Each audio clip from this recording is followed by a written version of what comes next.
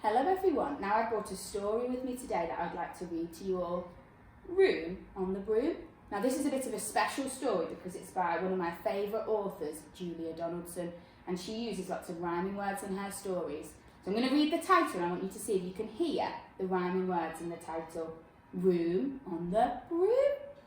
Which two words rhymed?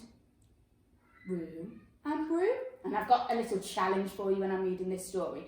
When I say the witch tapped her broomstick and whoosh, they were gone, I want you to see if you can do that as well. So I want you to tap your arm and say whoosh, they were gone. So that's a little bit of a challenge while I'm reading the story. So let's see how you get on. Room on the Broom.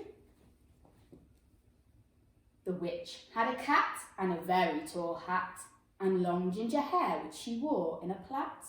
How the cat purred and how the witch grinned as they sat on their broomstick and flew through the wind.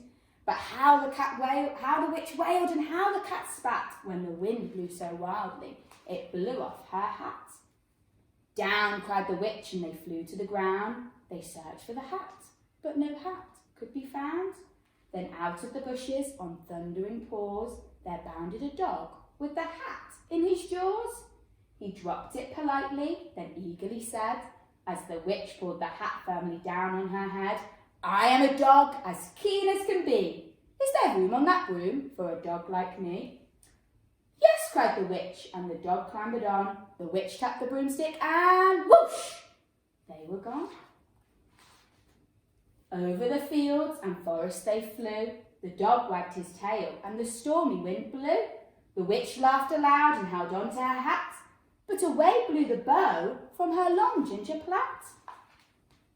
Down cried the witch, and they flew to the ground. They searched for the bow, but no bow could be found. Then out from a tree with an ear-splitting shriek, there flapped a green bird with the bow in her beak.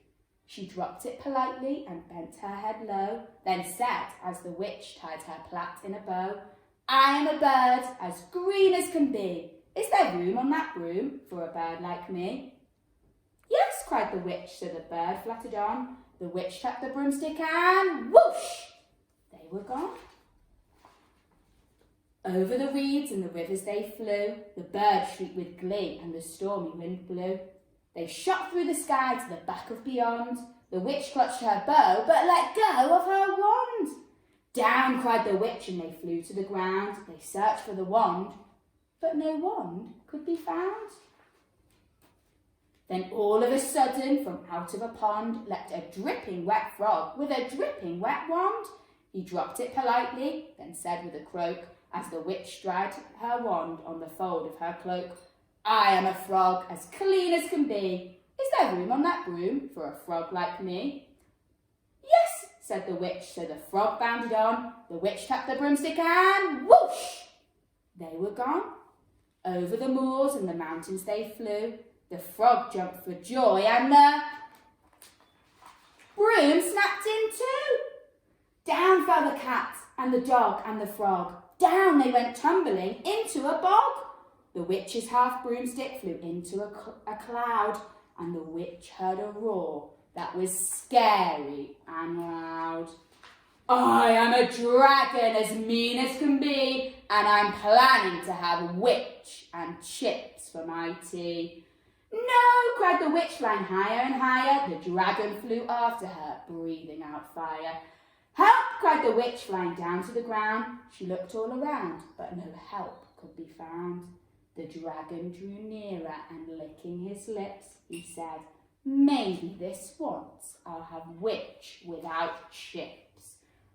But just as he planned to begin on his feast, from out of a ditch rose a horrible beast. It was tall, dark and sticky and feathered and furred.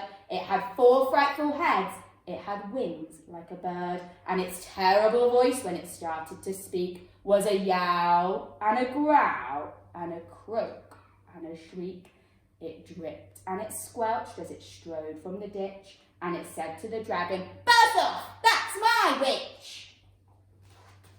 The dragon drew back and he started to shake. I'm sorry, he spluttered. I've made a mistake. It's nice to have met you, but now I must fly. And he spread out his wings and was off through the sky. Then down flew the bird and down jumped the frog. Down climbed the cat and phew, said the dog. And thank you, oh thank you, the grateful witch cried. Without you, I'd be in that dragon's insides. Then she filled up her cauldron and said with a grin, find something, everyone, throw something in. So the frog found a lily, the cat found a cone, the bird found a twig, and the dog found a bone. They threw them all in, and the witch stirred them well. And while she was stirring, she muttered a spell. Iggity, ziggity, zaggity, zoom. Then out rose a truly magnificent broom, with seats for the witch, and the cat, and the dog, a nest for the bird, and a shower for the frog. Yes, cried the witch, and they all clambered on. The witch tapped the broomstick, and whoosh, they were gone. Very good, thank you. I really liked how you all whooshed with me during that story. That was lovely.